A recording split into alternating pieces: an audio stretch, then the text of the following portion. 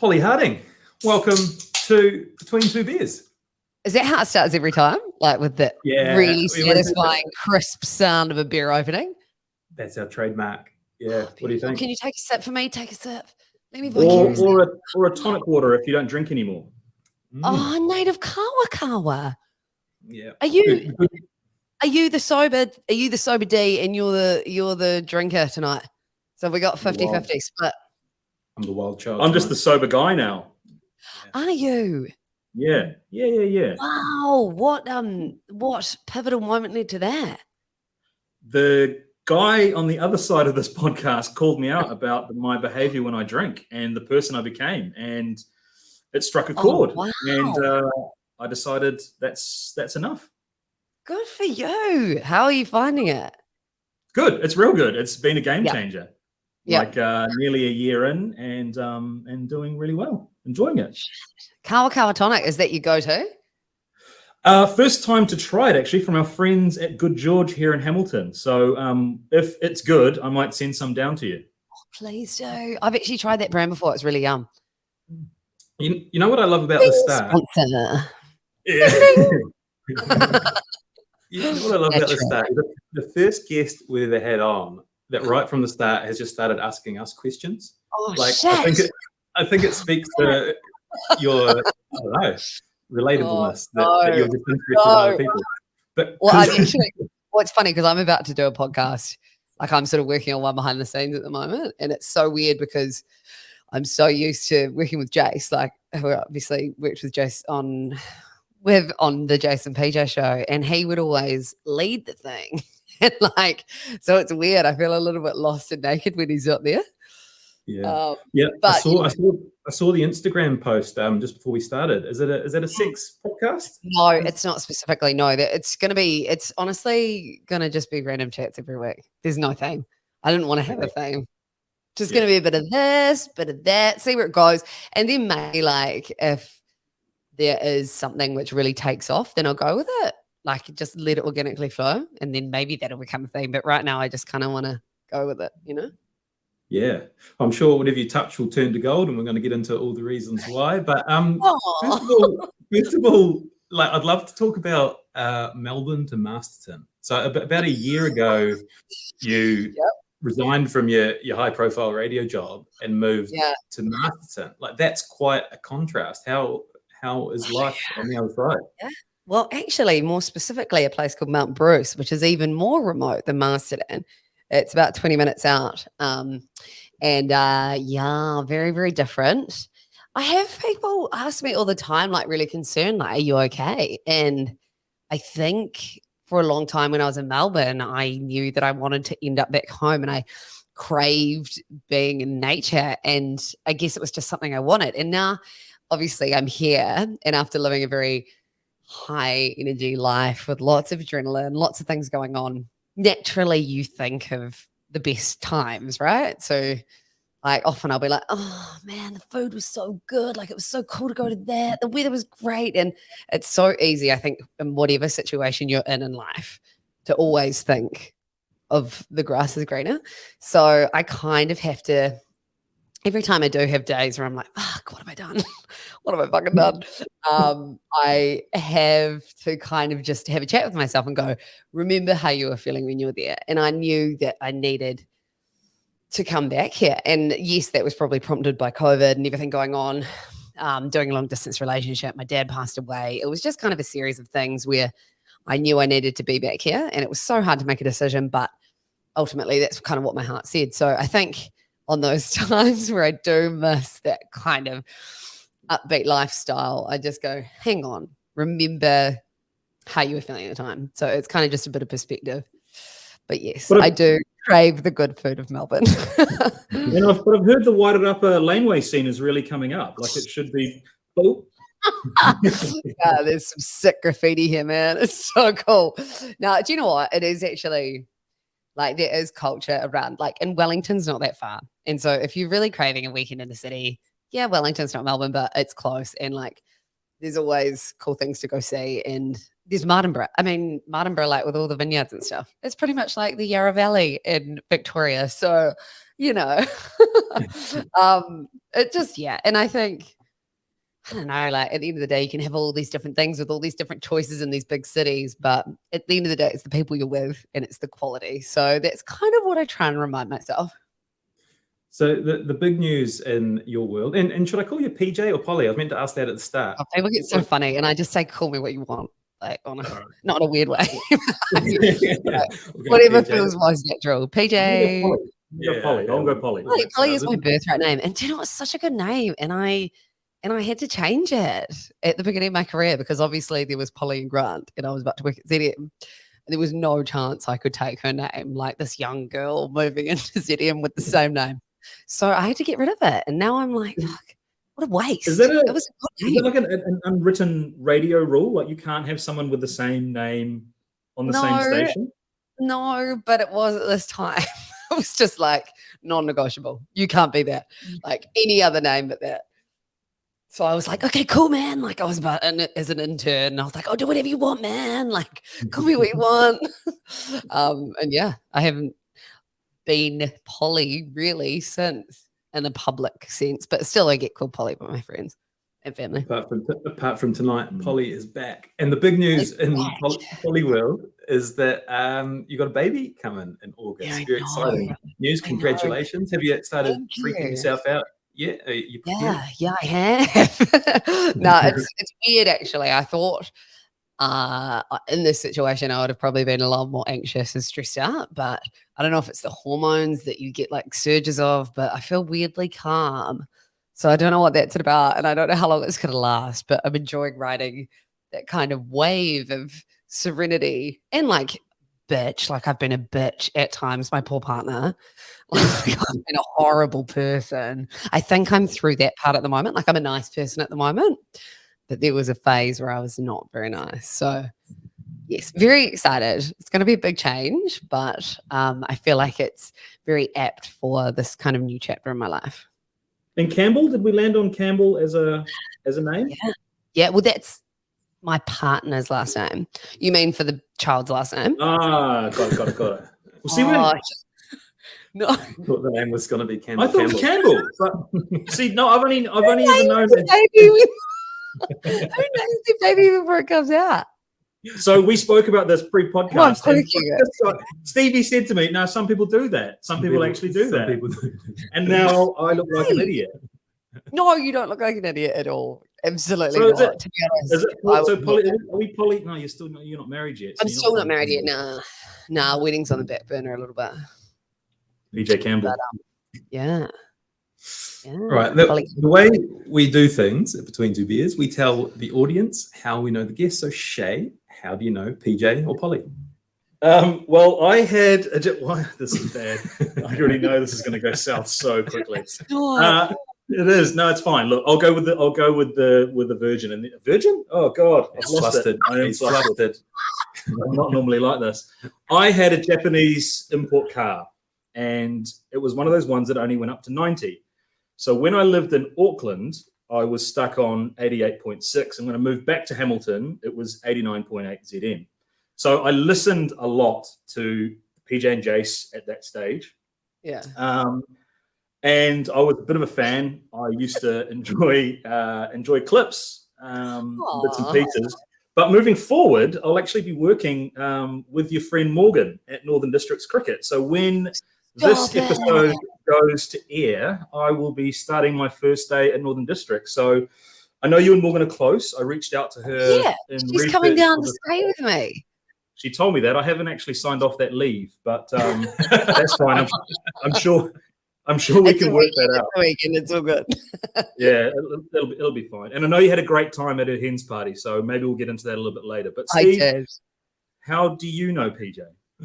Well, I feel like Shay might be underselling his fandom a little bit. So Seamus was a big PJ fan, big fan.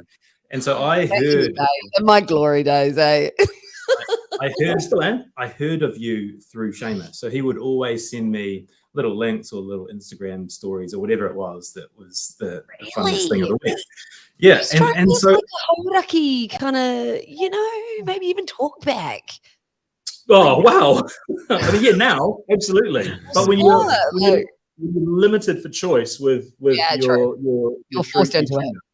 Yeah, but there's no way that you could know this. But there was a time when we worked in the same building, so I was upstairs at NZME when you were on the hits. What? Sorry. Now who's flustered, mate? Now who's flustered? Anyway, you were coming out of the studio one night, and my wife was picking me up. My wife Bonnie was picking me up in the car, and I saw you walking past, and I knew how big of a fan Seamus was, so I called you over. I said, "PJ, can you do a little video message for Seamus?" And you just said, "Oh, hey Shay, I heard you're a big fan. Hope you're having a good night." And I sent it to him, and it made his year. I want to say, he was so happy with it. Tried to find it in the lead up to this, couldn't find it, but I remember it. So you'd spilled something on your laptop, and you were quite flustered. I've got the photo of you and Bonnie, Stephen's wife, that I fished out, which I can send to you afterwards. I might DM you that. Guys, do you want me to do a service and go through messages that Seamus? No, I think we have to. Do we have to do this? I think we have to. Do you think so, or is that just going to set me up for you to grill me? No, that's fine. We've all got a past. So before. Oh no! So before Seamus reached out to ask PJ on the show through Instagram, he had to say, "Look, please ignore the previous messages on this thread." And now PJ's going to read what they were. This is really turned. This is to 8th of May 2017. A video's been sent. He sent me a video. I don't know what it is. Oh my God. I haven't replied. 16th of September 2017. Oh no! This is one of the highs and lows at the same time. 15th of October 2017. Do you open everything that is sent on here? Oh, Shay. 17th of November. He's going I am so much. Hey, Polly, you know how we were talking about not drinking anymore? These are some of the reasons why we left that behavior behind nearly a year ago. Keep going.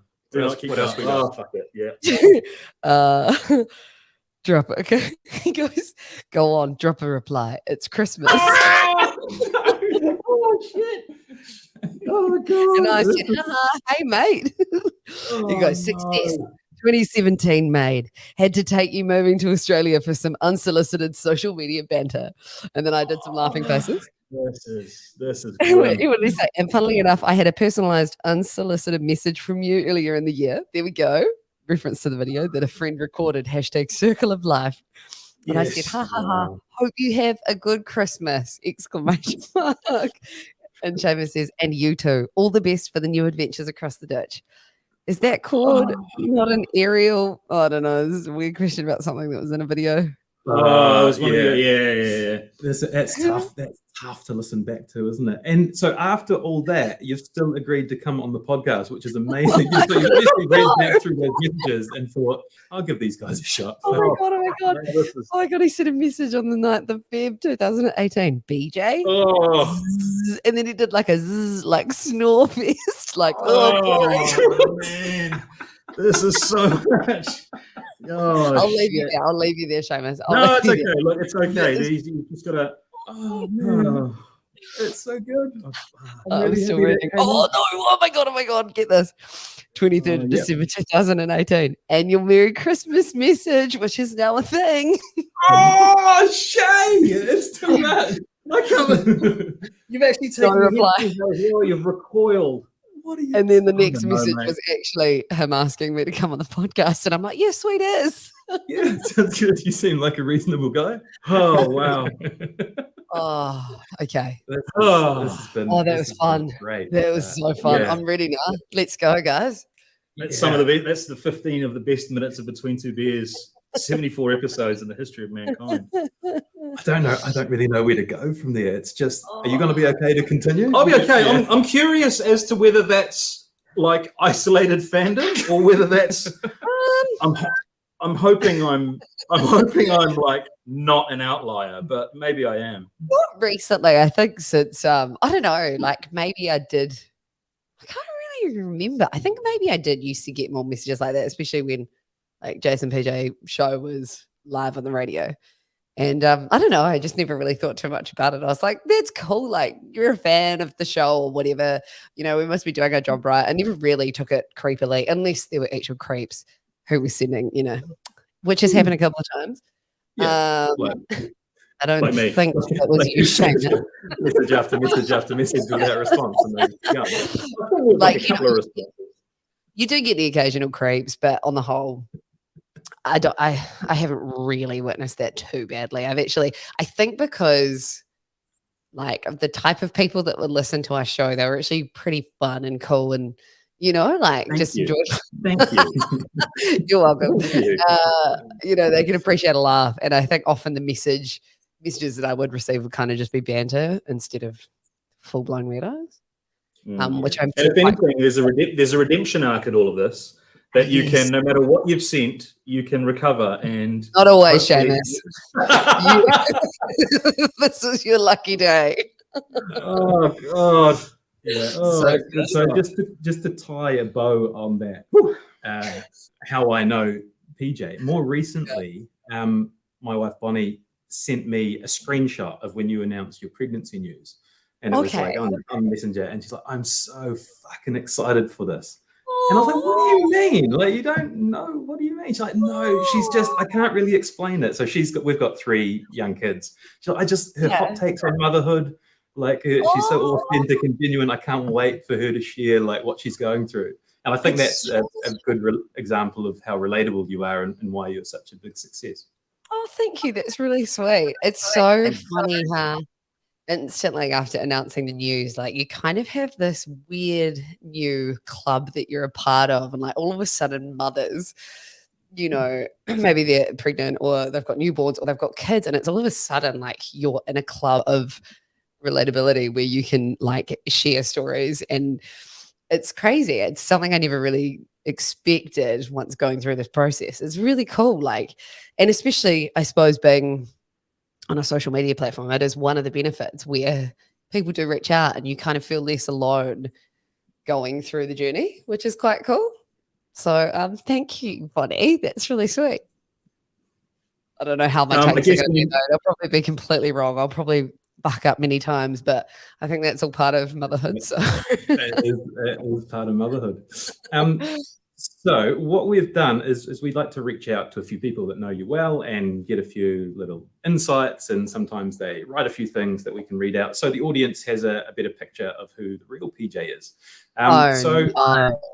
One of these is I didn't get myself, but I thought it was a good explanation of you. It's from Jase. He said, PJ doesn't care about trying to impress people or trying to fit in. She's not going to lie or pretend to be someone she's not to get ahead or get to those cool places. And I think that's the difference between PJ and a lot of us. She's who she is, take it or leave it. I love that about her. She's totally changed me as a person.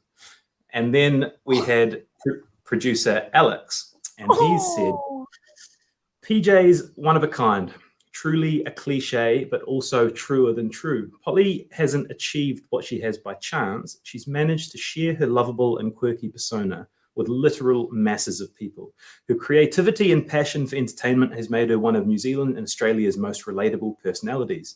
Aside from her occasional inability to construct a sentence on the air or say something totally off kilter and not related to the topic, she's amazing at being vulnerable and sharing her relatable take on everyday life. A modern-day Mother Teresa in her wisdom. She's also shamelessly family-driven and heaps of fun to be around. One of my greatest mates, apart from that night, she shat on my bedroom floor. No. Oh my God, I'm already sweating. Oh, okay, that was a roller coaster. I was about to cry then. Like the hormones, everything's going. And now we're here. Oh my God, we're here. So this was like a thing that was very well known on our podcast, Jase and PJ, and it just became like constant fodder. And it would always come up. And I just, you know what? I shat on the floor and I was so drunk and I shat on the floor. And I was never the same after that. Like I'd never... Oh, that was traumatic, so traumatic. And the only way I could deal with it and get through it was to talk to people about it and make it a joke. Otherwise, I was going to crawl into a hole and just absolutely hate myself. Because who does that? Yeah. Like there was so many factors. It was a hot afternoon. We were playing vodka pong. fuck, I didn't have enough dinner. I don't know. Just top So one of one the interesting embarrassing moment. things, one of the interesting things Alex said about it, and I think it probably speaks to the dynamic of what your life was in that radio show, is that it was a secret for 6 months. Everyone was sworn to secrecy, and no one was allowed to talk I about think it it on was 6 air. months. I think it was a secret for about 2 weeks. Oh, really? Okay. I don't know. But it then was once it comes out, it's everywhere, right? It's viral. It's seen by hundreds of thousands of people. You're talking about it to everyone, and the news about it as well. The news about it? Nah, that was a shit joke. I'll leave it alone. He's still flustered. I am still flustered. But that's not a normal way to live. Like, is that No. That was your life, right? Was that difficult, sharing so much with yourself? Oh, do you know what? I think when I first started on the Jase and PJ show, it was hard working out how much to share. Because, like, I think once you work out your boundaries in a show like that, you're sweet. You know where each other can kind of go. But if you're kind of like, I don't know, you don't trust the other person, that's a really big thing you kind of have to work out with that person. And you have to kind of constantly communicate and have that open, honest communication going, or else you just don't feel like you're in that safe zone. And I think once you feel you're in that safe zone, anything can happen because each other knows where to go. And that's where you can just go wild. It's almost like organized chaos in a sense. You've kind of got that perimeter, but then it's fine. So with the shitting thing, I think I can't remember. I must have indicated somehow like it's fine. Like I think there are some things that the show would know I'd never go. And then there are some things that they knew I would. And shitting on the floor is probably on the end of the spectrum where I would go. It was complete self-deprecation. At the end of the day, I wasn't hurting anyone. Do you know what I mean? And I have done some pretty embarrassing things over the time. So I think, and Jason and I would often say that like doing the show every day was kind of a form of therapy because there would be things that go on in your life that you could actually make light of and make entertainment out of it and throw it out to an audience and realize that you're not isolated in this situation. And now that I'm not doing the show anymore, I realize like what a gift that was, having that platform to connect with people on these really fucked up things. Like it was really special. And it kind of became like this therapeutic vessel where you could go and you'd have this trusting audience that would accept your craziness and quirks and disgustingness, and things would be okay at the end of the day, and you'd create a stronger bond after it. So it was there were definitely times where things would be difficult if you were put under pressure to come up with stories from your life and you feel like not much is going on. So it'd be like, come on, PJ, what's going on in your life? Come on. I'd be like, oh, especially in COVID, like it was just day after day, so mundane. Like, how do you make things interesting? How do you make things positive when it's just so fucking depressing? So it was kind of hard in that sense, but at the other end of the spectrum, it was amazing. How many times did you say something on air and then after, like, because I can understand if you're in flow, like things come out, you talk about it, you're still on air, and then you finish the show and you're getting family and friends going, oh my fucking God, I cannot believe you spoke about having an orgasm in the gym. Like all these sorts of things while you were working out. Yeah, sometimes I'll just be like, oh mom, I hand that up for the radio. Or you kind of just got to exaggerate things. That was kind of the truth.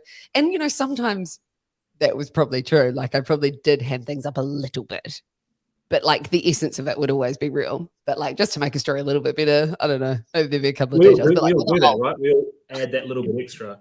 Well, I never used to.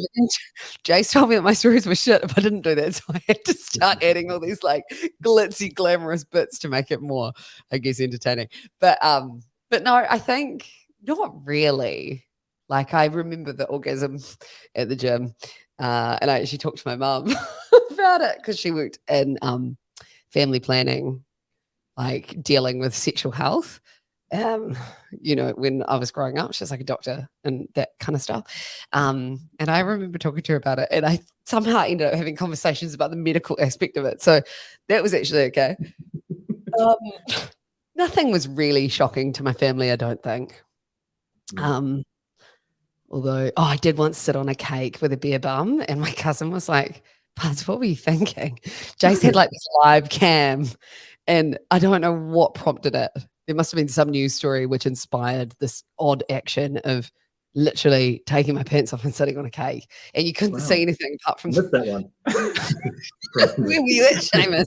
You'd be on it. Which is weird You were for me. commenting on the live stream. I'm kidding. But yeah, so that was quite bizarre. And like there are probably things I look back on and I'm like, oh wow. Okay. Pol was young. She was young, she was learning. But I don't like having regrets. I really don't like, you know, I just don't think that's a healthy way of going through life. I don't like holding on to resentment or saying, oh, I shouldn't have done that. Because at the end of the day, if you didn't like it, then you would have learned something from it. So that's kind of how I choose to look at things that I go through. It's a real interesting one. Like we had Di Henwood on a while ago, and we spoke about some of the early stuff that he did on C4, which was quite booze fueled and very like you look back at it now and you're kind of like, oh wow, it was a different time and it's quite accepting. But when you're in the spotlight, those things hang around kind of forever, right? Yeah. Yep. Yeah, the internet, the old internet's going to be interesting when I'm a grandparent. Like grandchildren can like Google things. No, I do have friends, you know, who were broadcasting in times that were very different, and things that you could say back then that were acceptable that are definitely not acceptable anymore. And I know they cringe and they just want to delete it. I would only delete it because I was just, you know, a rookie or naive, and I was just shit on the radio. I never actually said anything too controversial, I don't think. But I understand people wanting to burn all evidence just because of the scrutiny that you come under now. Like, you know, it's trial by media, it's trial by social media. It's pretty crazy. So yeah, it's unforgiving, the old World Wide Web. We've jumped right into kind of the height of fame with everyone listening to every word. I'd love to try to like build the story up a little bit. Like, what were you? Was PJ at school? Were you an extroverted character that was telling stories and doing drama and all sorts of things? Like, what were you like? I probably was a little bit quirky. Yeah, I was in a band. I kind of liked doing a bit of everything. I did sport. I wanted to do drama, but I think it meant I had to drop Spanish, and I loved Spanish. I had a good group of friends. I had a really solid friend group that I'll be forever grateful for, which kind of shaped my positive high school experience. I know a lot of people don't enjoy high school, but I had solid mates that I'm still really tight with. And yes, I think in hindsight, I was a bit of an attention seeker. I always wanted to be probably, you know, center stage. It's probably the Leo star sign in me. When I was younger, I used to make TV boxes like a lot of kids probably did who wanted to be in media, and I would literally jump in front of the television while my parents were trying to watch the 6 o'clock news and present my own news because I thought it was more important. So yeah, that's probably an indication of the kind of person I was. But then like I got into broadcasting school straight after finishing up at high school, and I felt like the shittest person there. Like I felt so unconfident, and I was like, everyone here is so articulate and funny and smarter than me. Like I shouldn't be here. I had real imposter syndrome for getting in that because it was like 20 people in your class or something. And yeah, it was really interesting kind of that shift moving there. But then once we kind of really cracked into it and got into the broadcasting side of things and we got to go on air, I was like, oh, this is actually really cool. Oh, okay, cool. You can do this. And I think that's always been something that I've probably dealt with. Like I do have probably not low self-esteem, but like everyone, I doubt myself in a lot of situations. And then if I can prove myself that I can do it and actually see results and start getting success, then I'll be like, oh, I'm actually okay.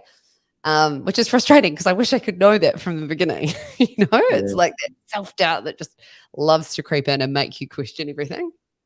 So how long was it before someone saw the potential in you and started sort of moving you through the radio ranks?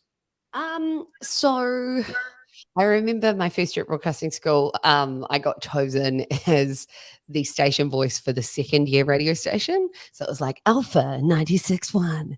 And I never thought I had a radio voice. And I was like, oh my God. And I think I don't know, smoked cigarettes on the piss to try and sound cool. No, I didn't. So that kind of like gave me that boost of confidence. And then we started going on air, and I went on I can't remember if it was a drive or a breakfast show, and I loved that. And then it came to internship time, and there were some spaces coming up at ZM in Auckland, and I was like, I really want to be on air. And there were a few other people who also got internships up there, but they didn't really express they wanted to be on air. And I think I just was like, look, I really would love to do this. Like, what do I need to do to get there? And there happened to be a role pop up on the night show as like the entertainment news. So I started out doing that, and then that ended up being a full-time gig, and I became like the co-host of the night show within a few months of like my internship up in Auckland, which was crazy. And then I was doing weekend shifts on air, which was an epic experience. And then, yeah, from there it went from night show, and then I ended up being the main anchor of the night show the next year. And then I went to days, and then I read the news on Drive, and then I did Drive with Jase. And then I went over to Australia and did breakfast. And I never thought I'd do breakfast radio. So when did in those early stages, was the imposter syndrome still with you, or had that kind of been dulled out because of the rolling success? Well, I don't think I really knew who I was when I went to ZM. And I think like it had this cool reputation and everything sounded quite word perfect. And I was like, oh my God, I'm not word perfect, but I've got to fit in. And so I think, you know, especially the beginning part of working at ZM, I was, just trying to do what I could to, you know, be on air and, you know, but I think it took me a while to actually work out who I was. And that didn't really happen, I don't think, until I worked with Jase, because I really felt confident and comfortable to actually just open up, because I always knew that I'd have that safety barrier with him. If I said something stupid or whatever, he'd kind of pick me up or he'd save the situation. Whereas in the past, I'd be like, whoa, you know, I'm on my own here. So that was a real game changer for me, kind of working out my on-air personality. So someone who's a relative unknown. Now, Jase had a bit more of a profile at the time, but yeah, can you tell us about those very, very early stages of working together? Do you do like trial runs together to see if there's chemistry? Like how did that all start? Yeah, it was like an arranged marriage. We always talk about it. It's so funny. Like my boss at the time in ZM, she knew Jase from back in Australia. She was like, I know this guy, I think you're going to work well. And I happened to be going on a holiday with my parents to Australia. And I was in Brisbane at the time. And oh my God, I'm in a bit. It's extra gas. It's pregnancy, I promise. Pregnant gas. Yeah. Yeah. Anyway, that's what I tell my partner anyway. So we went to Brisbane and they were like, okay, well, he's at this radio station. Do you mind just going meeting him inside this like bar next door? And it was like this dark and dingy bar. And my phone had died. And I was like, how do I contact this dude? And I'm like, literally, you know, that person that's like in the corner plugged in with their charger, looking like, oh my God, God only knows. So that was Jase's first impression of me. And I was like, hi. And I had my bags everywhere. Anyway, then he, we met up and then we ended up doing a show, like just a mock up of a few breaks, and the bosses ended up loving it. I remember, I think we both like laughed. Like, I think we knew we had that instant chemistry, but God, if you listen to the breaks, they'd probably be terrible. But I think, you know, the thing they were looking for was to see if we had that connection and the chemistry, which we did. And what is that? I'd love to know what that means. Mock-ups. Like, what do you have a plan? Do you sit with him and do you plan out a few gags to do in a 3-minute slot, or like what are you actually doing there? No, there were no gags. It was kind of like, okay, I'll bring a personal story. You will play a game, and he might have like sussed out the game or whatever. There might have been like a stunt in there or something, because he was very stunt heavy from the work he was doing in Australia, which was something I was not used to. And it was like, bam, straight away. As soon as we worked together, boom, I was out of my comfort zone. And oh, man, I learned so much. Like, working with Jase was insane. But yeah, I definitely didn't know where we were going with the breaks. It was such new territory.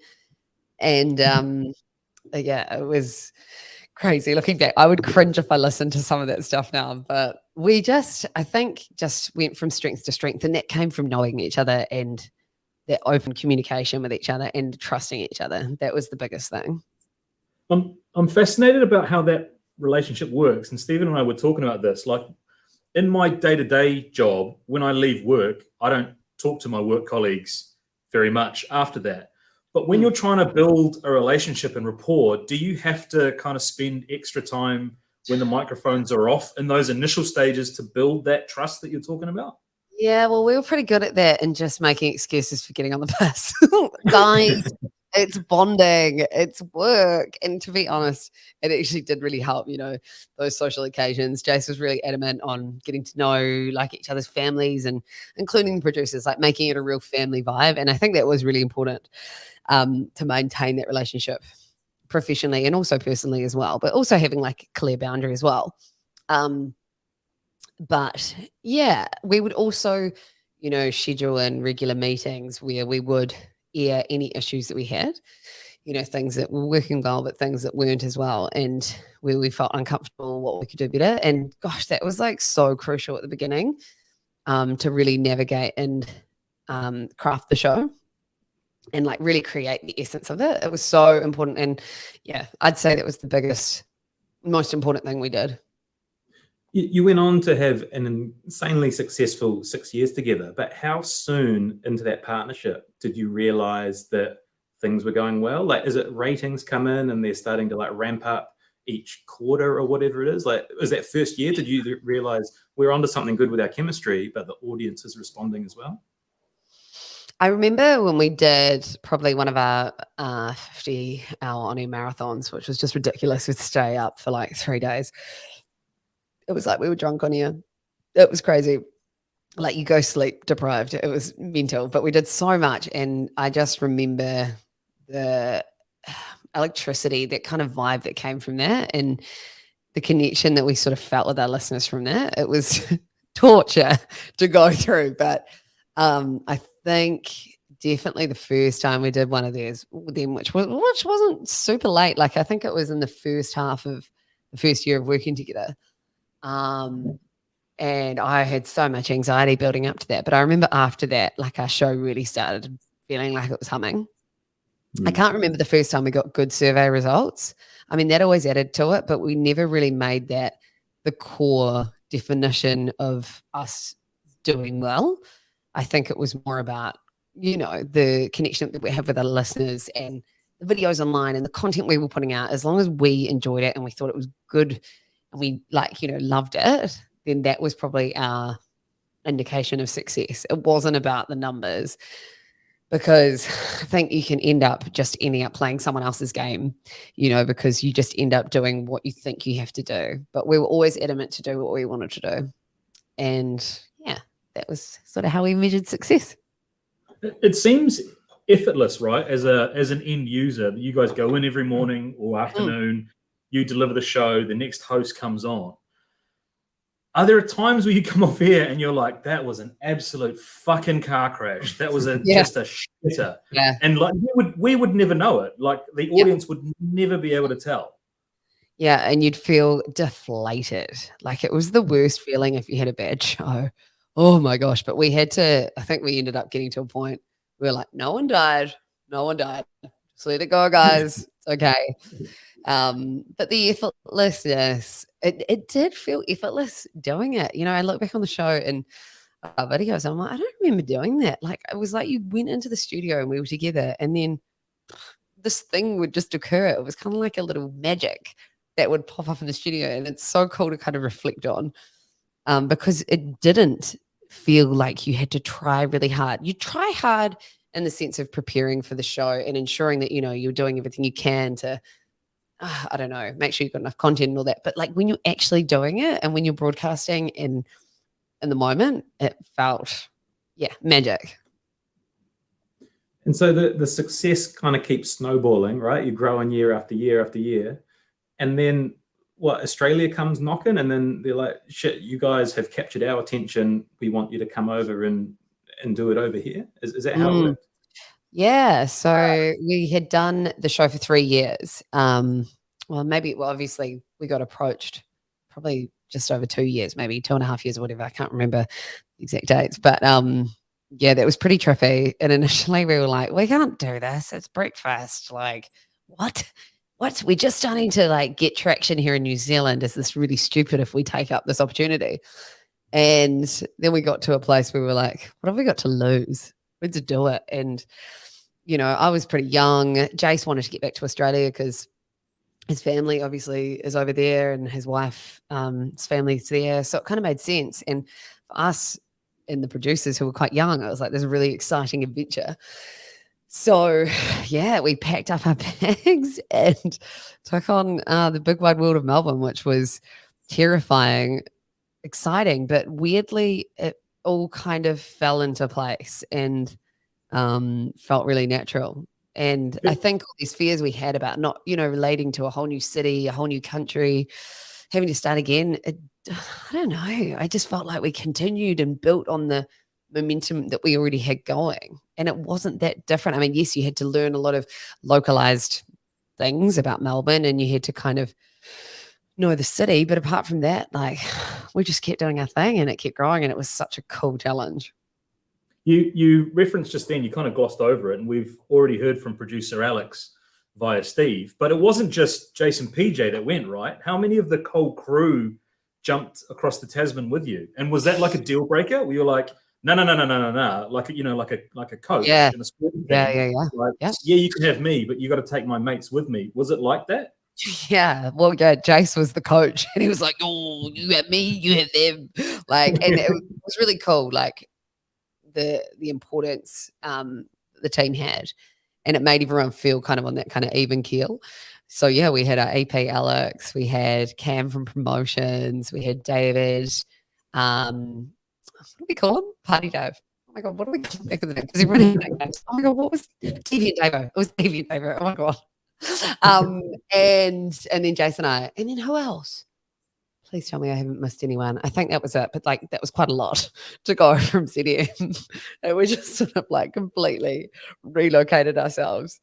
And it was really cool to see Jase kind of like fight for them in that moment. He really stressed the importance of that. And yeah, I don't think we would have probably done as well had we not had the people around us that knew us so well and knew the show so well.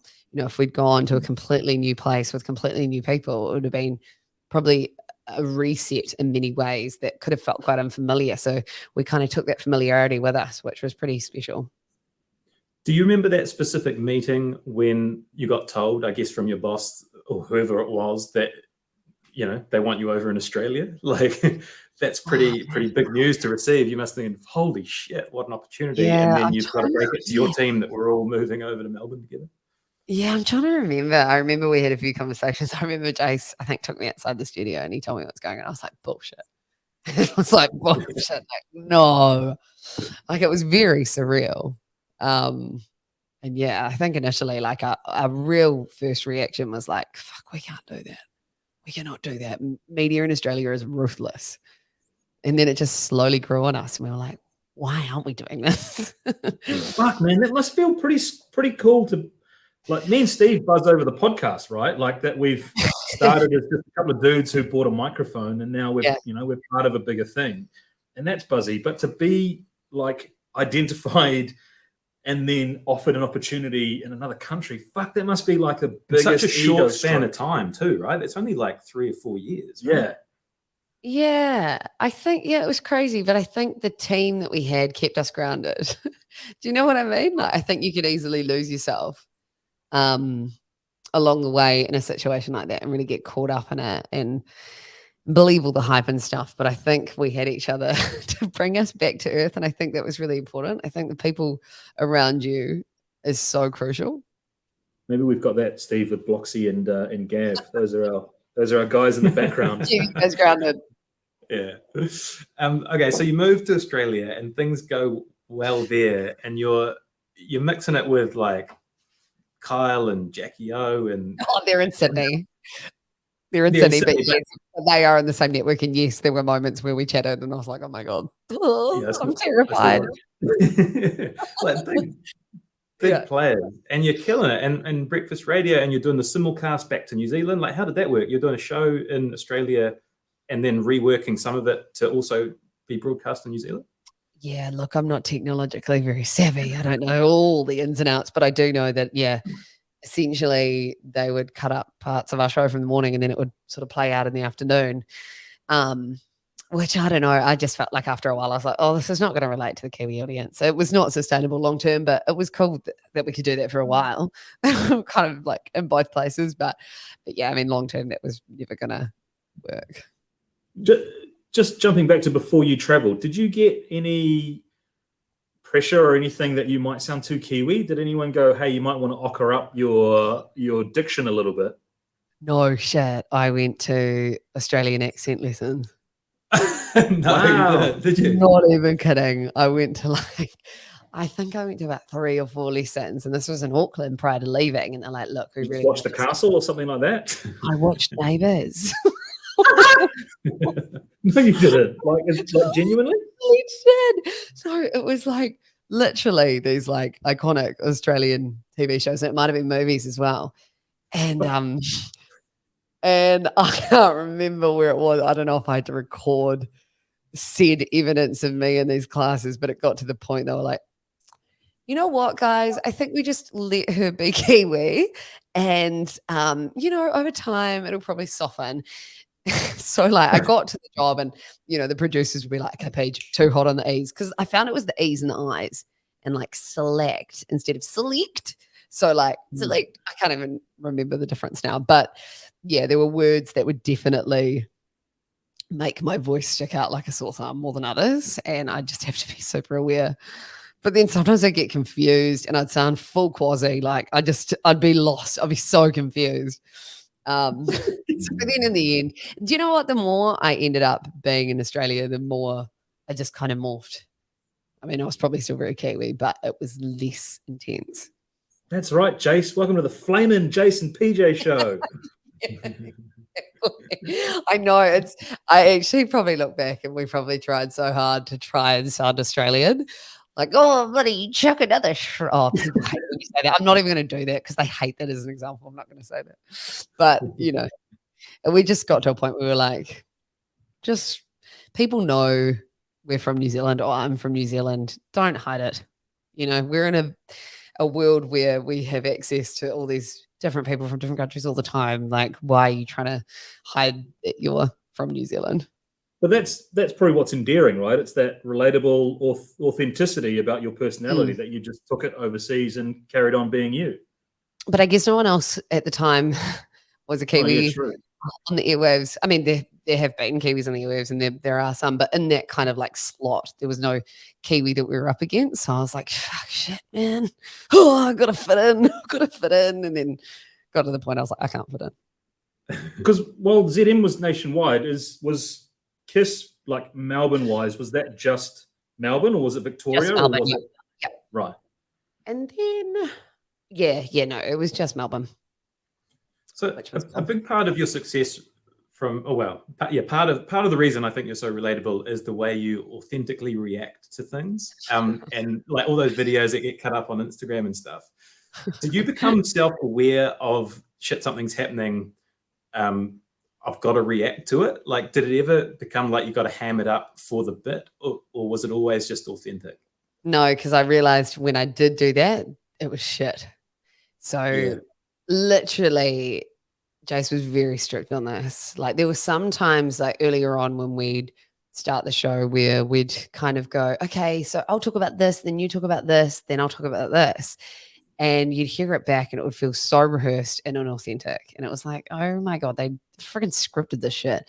So we moved pretty much the complete opposite direction of that. And every break became a surprise. Like, literally, I was like, okay, cool, I've got this one. It'll be about that. And so that's all you know. And then the producer will be in on it all. And Alex would like completely orchestrate everything. So that's what I mean about the trust being so important, because, my God, guys, I'm so gassy. Sorry. Let it out. Let it out. Be authentic. baby. So that was like so important. And Jase would get annoyed if I'd start asking questions. He'd be like, mate, just trust me. Just fucking trust me. I'll be like, okay, fine.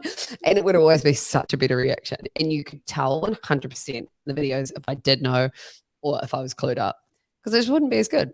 So I knew that the content would be better if I was left in the dark, because then you get that genuine reaction.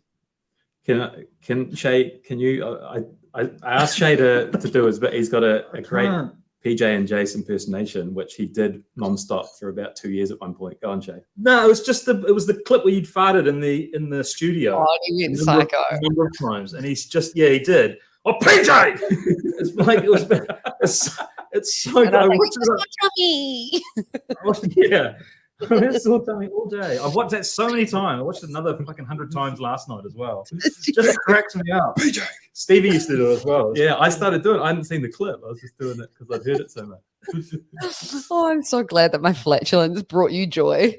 We actually, it's almost our thing now as well, because I occasionally pass wind before we record, and Stephen does. It's a nervous thing, right?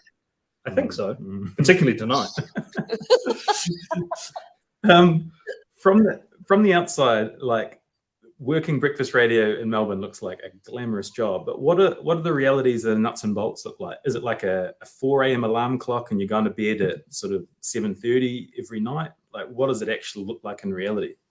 Yeah, I mean, in the beginning, we were definitely pretty adamant to get in there early and, be as prepared as possible. And I think we were getting in at about 4:30 in the morning, which I had never been up that early in my life, pretty much. So it was a bit of a shock to the system, and I needed my sleep. But I actually remember from the get-go, I was like, oh, man, the adrenaline you run on in the morning is epic. And like that feeling of starting the day with people and being the first people they hear on the radio is quite a buzz. So I think the adrenaline kind of kept me personally running for quite a while. But yeah, I mean, you definitely have to sacrifice on social things. And in Melbourne, there's just so much. And you're like, man, I want to go to that, but I'm going to be screwed in the morning if I go. So you would have to make tough decisions sometimes, and, be home. Or if you go out for dinner, you have to be that guy who's like, sorry, guys, gotta go now. And you'd be like creeping out the door at like 8:30, 8:45, just as people are like cracking into the meal. So yeah, but that was kind of just the reality of it. And there were so many good things at the same time. Like, you'd be finished early in the day. Like, we got to finish pretty quick, but then I'd be cooked and tired. So, sometimes you'd write off a portion of your day, just sleeping or chilling. But then you'd feel the pressure of having to live and have something to talk about, because our show was such like a personally driven show that, you'd feel stressed if you weren't bringing that personal content to the show. So you'd be like, I've got to go and do something. So something stupid random stuff happens to me. So I go to like the gym or the shops or something where something can happen with someone. But often I would find, because I was living by myself, you could go through quite an isolated period where sometimes, with the hours, you're not probably socializing as much. And it was hard to generate like entertaining stuff. So yeah, but I mean, look, the lifestyle was pretty good, I guess. I mean, it's tough. Breakfast is tough, but at the same time, I look back on it fondly. Yeah, and to do that for 3 years of 4 a.m., 4:30 a.m. wake ups, like, I mean, look, the 4:30 a.m. start pushed out as we got more comfortable. Yeah, I was going to say, is it like any job that the longer you get into it? 5:15, yeah. And then during COVID, it was like, well, you can't be in the building, man. You got to get there as late as possible. So like, so you're just rolling over. Yeah. And then when you're doing it from home, you're just rolling over and like literally flicking the mic on and you're like, hey, everyone, I was asleep 2 minutes ago, and here we go. Yeah, exactly. So, I mean, yeah, we definitely got a bit more of a sleep in, but you're still tired. Like, you're giving a lot in the morning, in the early hours.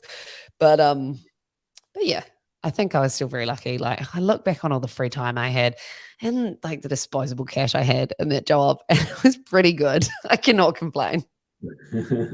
Wait till the baby arrives and then you'll look back on I know. Exactly. And then talk us through the decision to leave. There's a number of factors that COVID and meeting BJ and your Mm. dad? Was it all sort of, did it all combine into you knew you had to go, you knew you wanted to move back to New Zealand?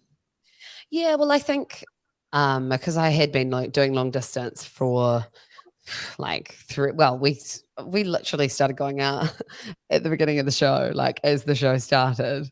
So that kind of remained the whole time while I was in Melbourne. So I just knew deep down that I wasn't going to be in Melbourne forever, and that New Zealand was always going to be home. And then like that just intensified when Dad got more unwell and then passed away, and being in different countries, that was just really hard and just made, I think it really reinforced the priorities in my life. And I always have been a big family person.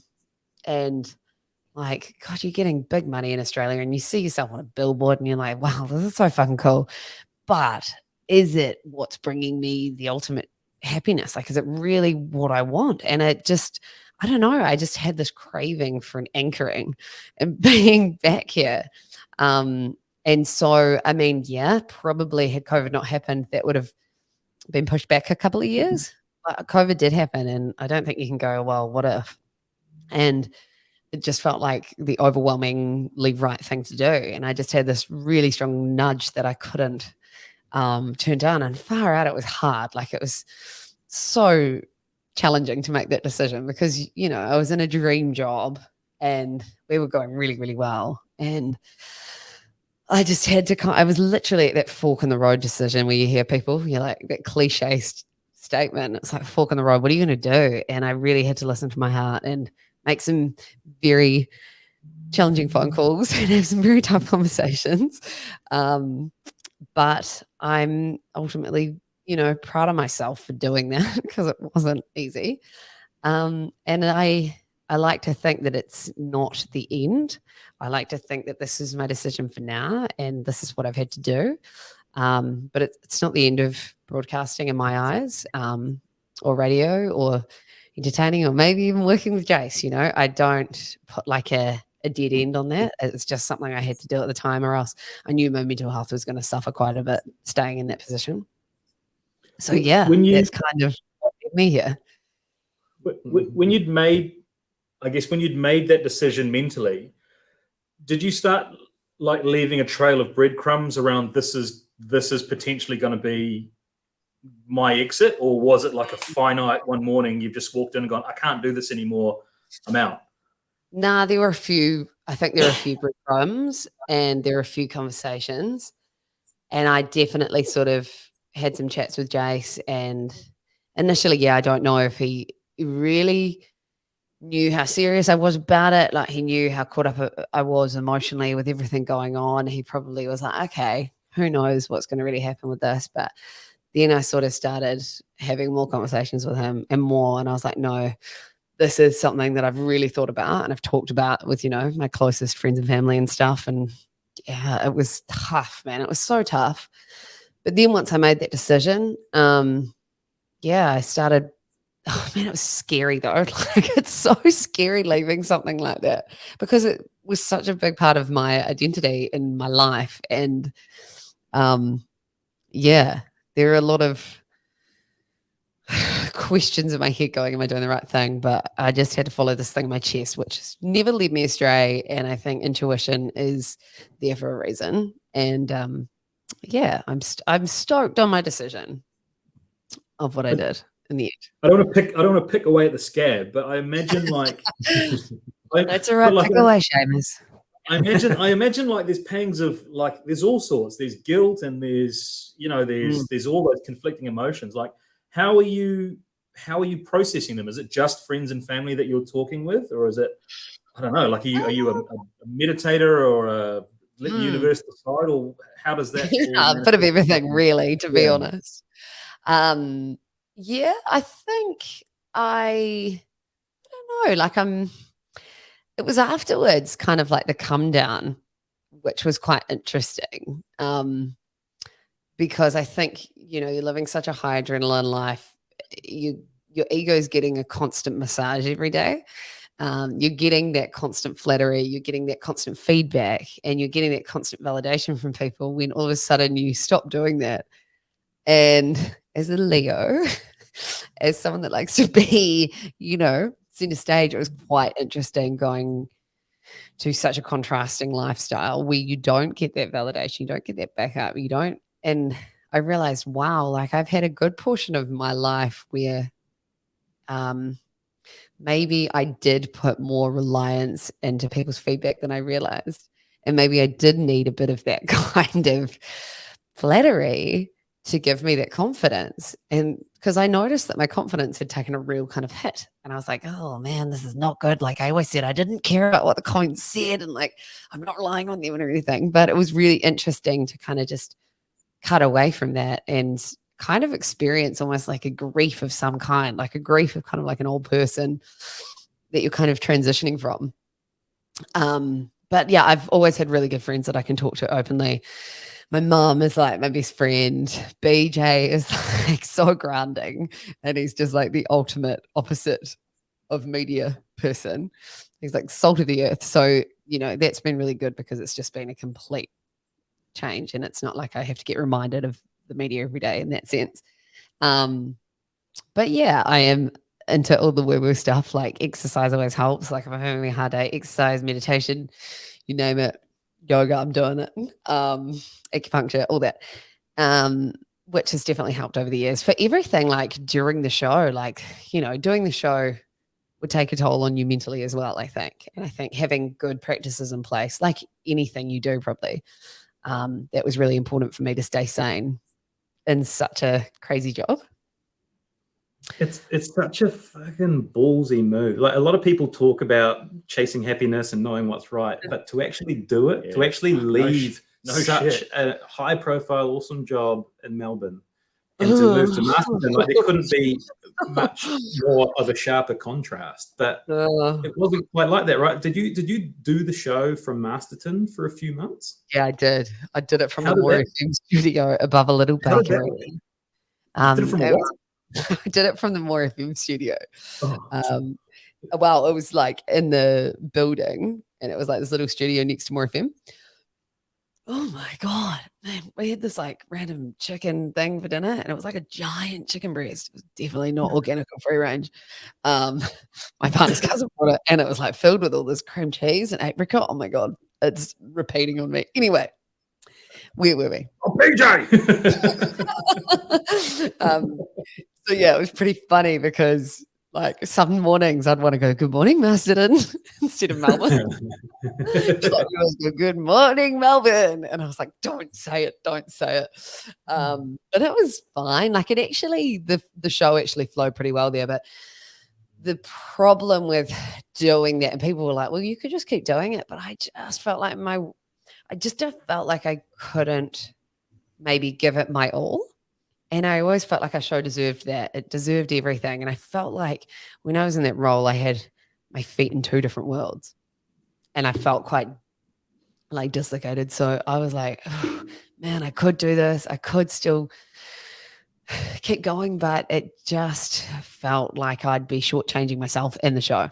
So I cut it, which was, it was tough. But I just felt like I was going to go crazy if I was living in these two different worlds. I was trying to like come back and like nest in a way. And then I was like still in this really crazy world. So yeah, that was kind of the process behind it. Could work for the short term, but not for the long term. Like you can't have a whole team with all their little gags and in jokes and coffees and beers and things, and then you in a little studio. You can't generate the same quality of content when you're trying to target a city. Like I think if it was a podcast, which was a bit more generic, it would be different. But this was like Melbourne-centric content where you have to talk about Melbourne issues. And after a while, I noticed that I just wasn't across it. How surreal. I'm just picturing like they're talking about all this stuff in Melbourne and you, great show, guys, we'll catch you tomorrow. Then you walk out to fucking Masterton and there's just nothing. I know, there's like beef and like no offense, Masterton. Yeah. No offense taken. It's it was pretty funny. And like you have to kind of pretend you're like, yeah. Oh, how exciting that at the MCG tonight, this is gonna be happening. And I'm like, oh my God, there's so many people. I can't fathom that right now. So you're still living kind of a contrasting lifestyle in one small regard, right? You're basically sort of off the grid and you got the self-sustaining stuff and you're kind of just hanging by yourself. The dial-up internet. But you've also got your Elon Musk internet, thank you.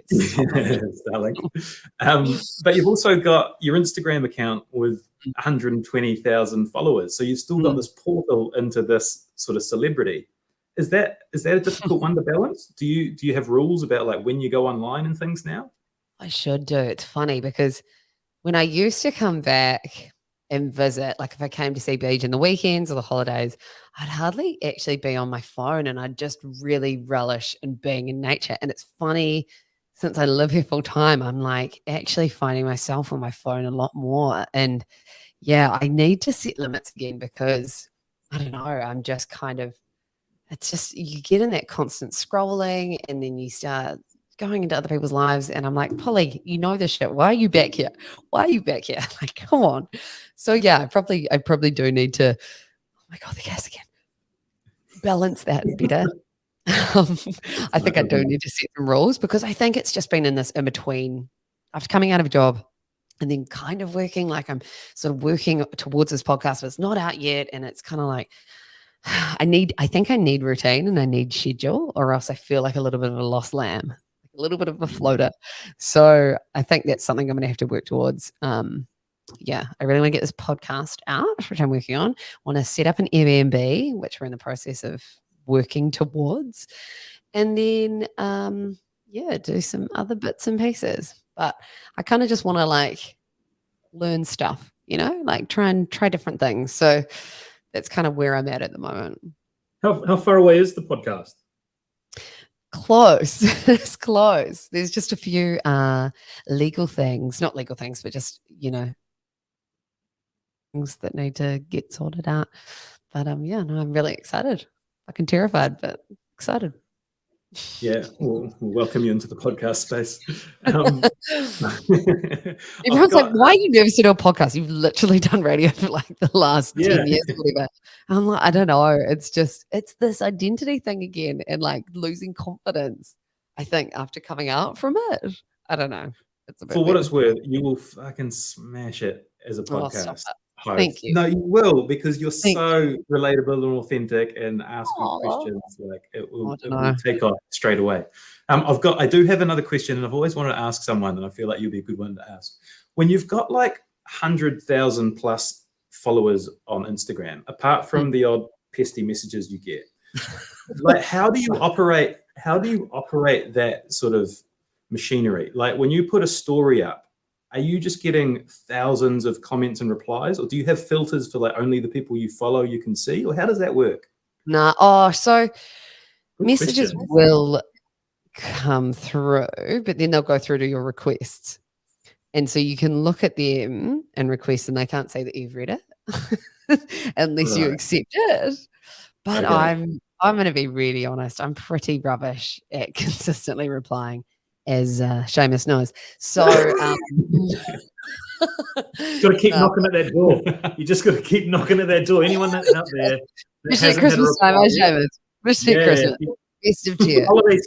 Holiday season, everyone's feeling better. They're with their families. They let their guard down, and they're like, "Yeah, actually, you know what? Fuck it, I will reply to this guy." Oh, I'm so happy. No, but I don't. Yeah, I'm so happy I don't drink anymore as well. This is tough.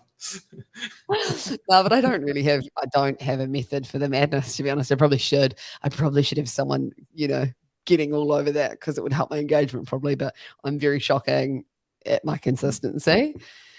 And sometimes I'll reply, sometimes I won't, but it takes a lot of energy to actually construct a well replied message, and sometimes you just don't have the energy. Okay, and I think you need to set boundaries when it comes to social media. Like you can't be expected to reply to everyone, but I do appreciate and acknowledge the messages. I think that's good understanding. Very good. Was that a diplomatic answer? Yeah, nice. That's why I'm shit at replying. What about the boxing fight with Taylor Harris? Like I've seen a few of the clips. It looked like you got some. Yeah, you were really throwing down. Real power there. Thank keeping that up? you. Thank you. No, but she, like, guys, if she actually tried, she Oh would yeah, she would race knock me. you the fuck Like, out. she was Absolutely. such a better boxer. Like, she's a tank. And like literally, I was like, and if she just did one little punch, I would have been on the ground, literally. But it was more for the cause that we were, raising awareness for, which was online bullying.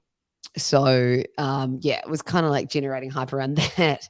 And I was like the underdog, and everyone was like, yeah, PJ. And I won, but I definitely didn't win.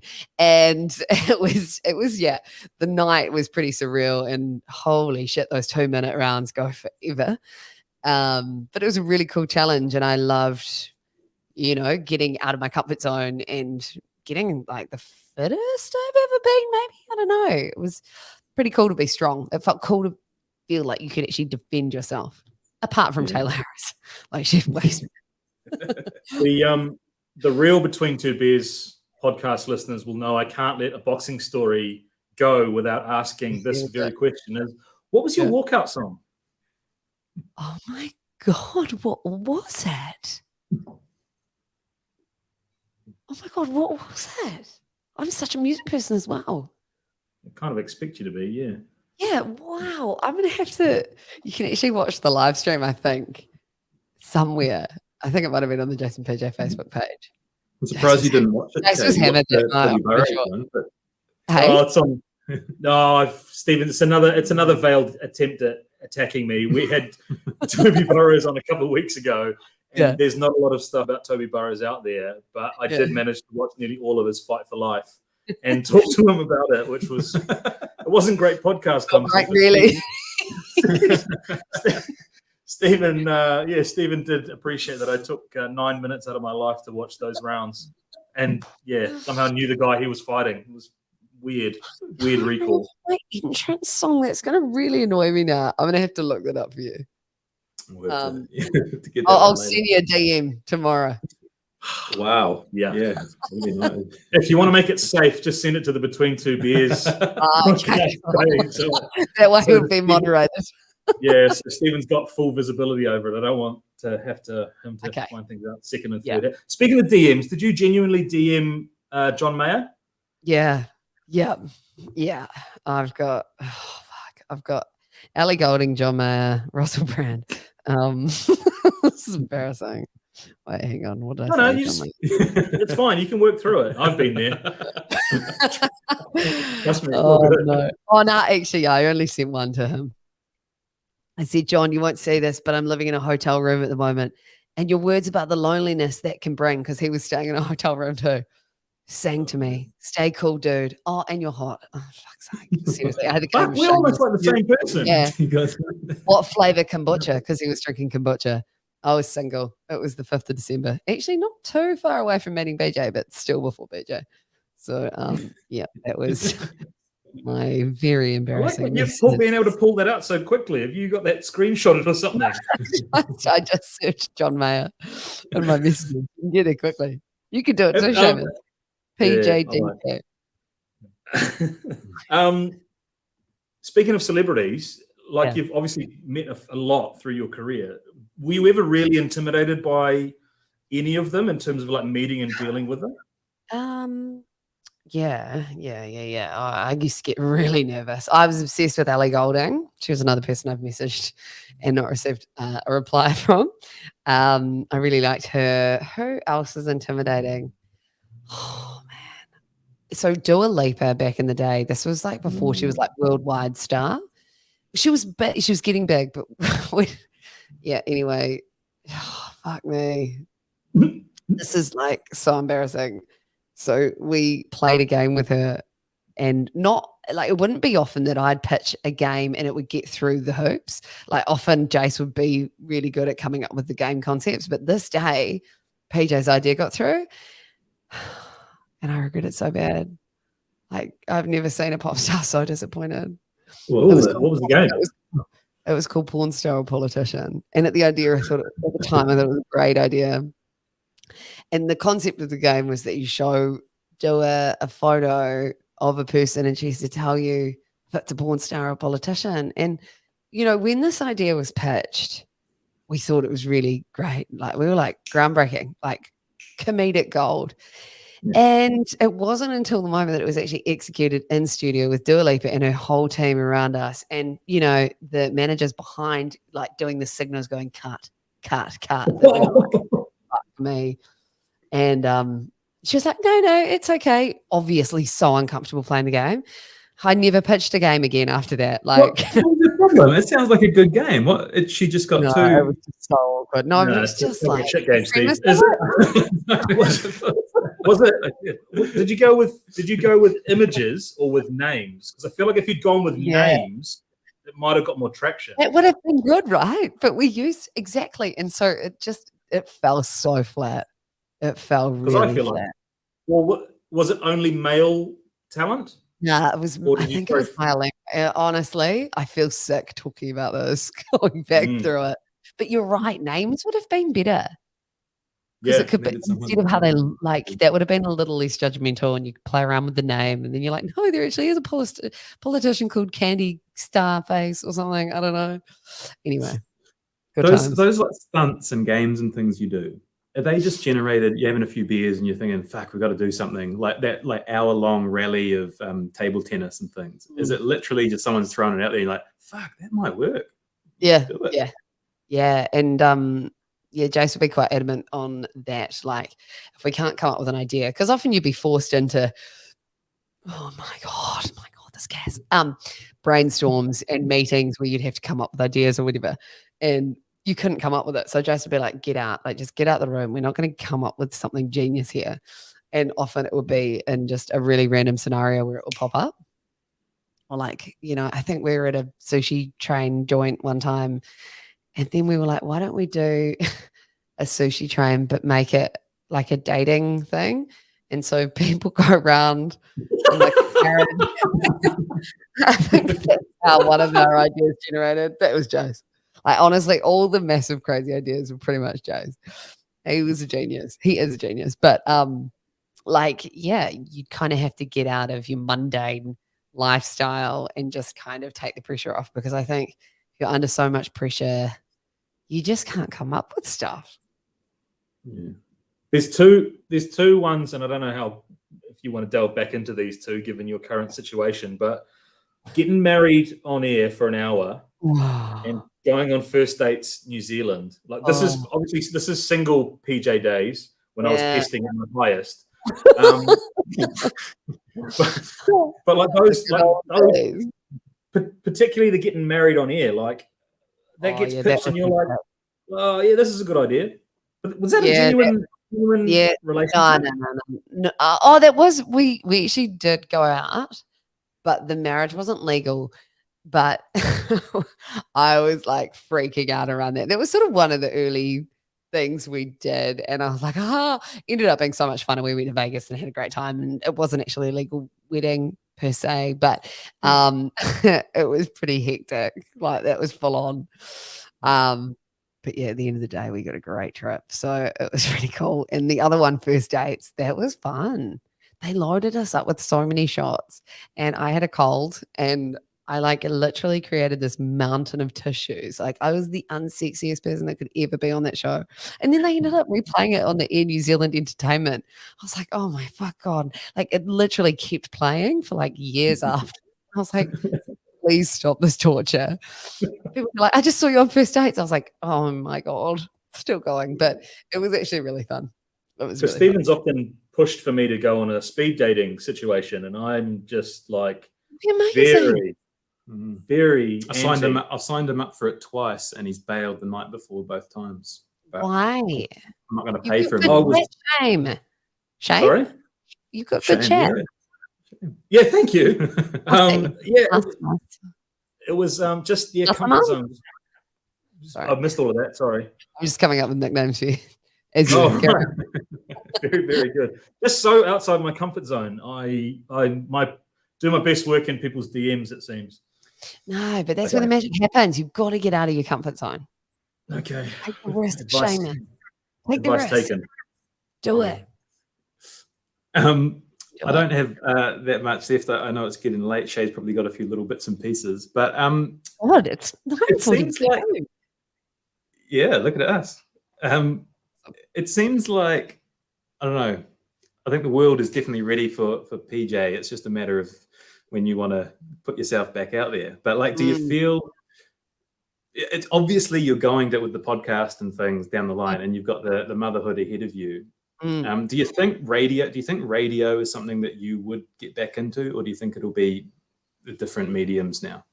I don't know. Not in the immediate future, but I wouldn't rule it out. But right now, I am kind of enjoying being away from that for the very reason that the news cycle is so damn depressing. And being on the radio, you have to be across it all the time. And to be honest, I wanted an escape from that. And I just found like being in that world daily was really fatiguing. Like seeing the news, you know, for everyone is heavy at the moment, but having to be across it and talking about it and having an opinion on it and doing that every day, like it really, I found personally took its toll. So in the immediate future, I don't see myself doing that. I, again, wouldn't rule it out because I love it. Like I've loved so much about that job. But yeah, I want to have a dive into the podcast world and see what other things come up, because I mean, look how much technology is advanced. Who knows what's going to be popping up in the next couple of years. I think that's quite exciting, and things can only get better from there. So yeah, I definitely want to continue talking smack and connecting with people through vulnerable situations and learning that I'm not alone with many topics. But yeah, I don't know exactly how that's going to look, and I'm quite excited about that as well. I like to kind of throw it out to the universe. I totally get what you're saying, and I think it's great that you can feel comfortable to withdraw from that world, rebuild, refocus, whatever you're talking about. And I think what's been great is that 6 months out of the limelight, two punters, one particularly, can look you up, get you on a podcast, talk to you for over an hour, and it still be so incredibly relatable. And also like it can cut across genders, it can cut across ages. And I think Stevie's right. Like as soon as you decide to pop back up, you're going to have to get pretty sharp on the Instagram replying, because it's going to be blowing up. Not just from me, but from other people as well. So I think I expect to see what messages, Seamus. Yeah, we can't wait to see what comes next from you, and hopefully we get a chance to meet you in person sometime soon. And yeah, I don't know if they'll be okay with that. Oh, yeah. It would absolutely be fun. I think you guys get along well. Thank you so much for having me. And yeah, let's catch up in the future. Maybe at the Outback. I've had Hamilton. Oh yeah, Hamilton reference. Little backdraft. Do you know what the backdraft is? Oh yeah, of course. Chartreuse. Brought up, the Outback had that legend of being the consuming the most chartreuse in the whole of the world, or at least it did in 2000. So many good nights out in Hamilton. Underrated. You could be ambassadors. You could be a ambassador with us. No, I'm okay, thank you. I'll stick to mine. I have taste. Thank you very much. Too much. Hey, thanks so much, PJ. It's been awesome. We really enjoyed the chat. And it's been awesome. Thank you for having me.